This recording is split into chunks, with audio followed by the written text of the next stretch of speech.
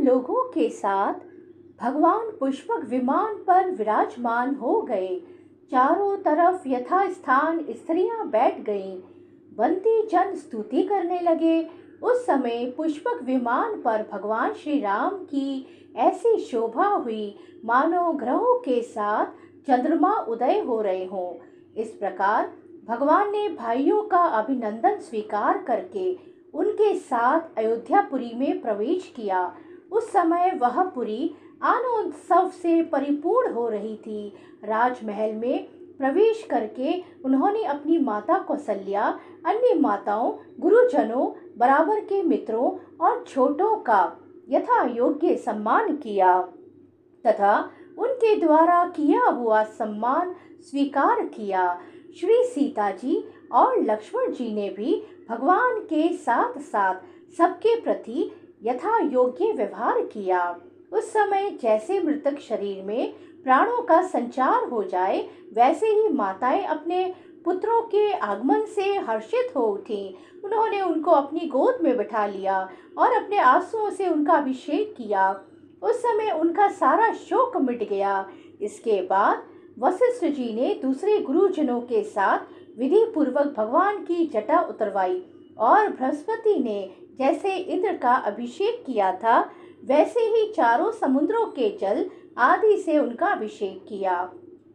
इस प्रकार सिर से स्नान करके भगवान श्री राम ने सुंदर वस्त्र, पुष्पमालाएं और अलंकार धारण किए। सभी भाइयों और श्री जानकी जी ने भी सुंदर सुंदर वस्त्र और अलंकार धारण किए। उनके साथ भगवान श्री राम जी अत्यंत शोभायमान हुए। भरत जी ने उनके चरणों में गिरकर उन्हें प्रसन्न किया और उनके आग्रह करने पर भगवान श्री राम ने राज सिंहासन स्वीकार किया। इसके बाद वे अपने अपने धर्म में तत्पर तथा वर्णाश्रम के आचरण को निभाने वाली प्रजा का पिता के समान पालन करने लगे। उनकी प्रजा भी उन्हें अपना पिता ही मानती थी।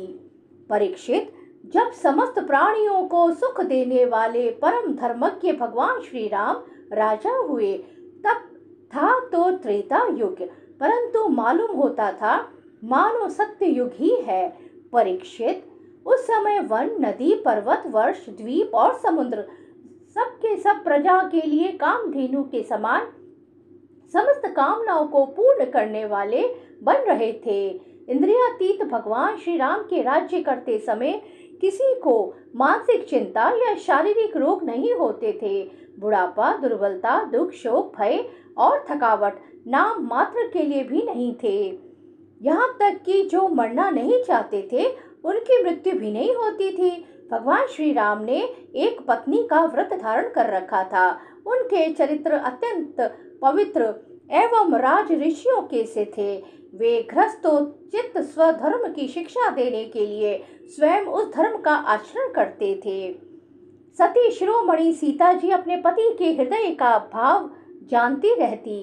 वे प्रेम से, सेवा से, शील से, अत्यंत विनय से तथा अपनी बुद्धि और लज्जा आदि गुणों से अपने पति भगवान श्री राम जी का चित्त चुराती रहती थी। जय सिया राम।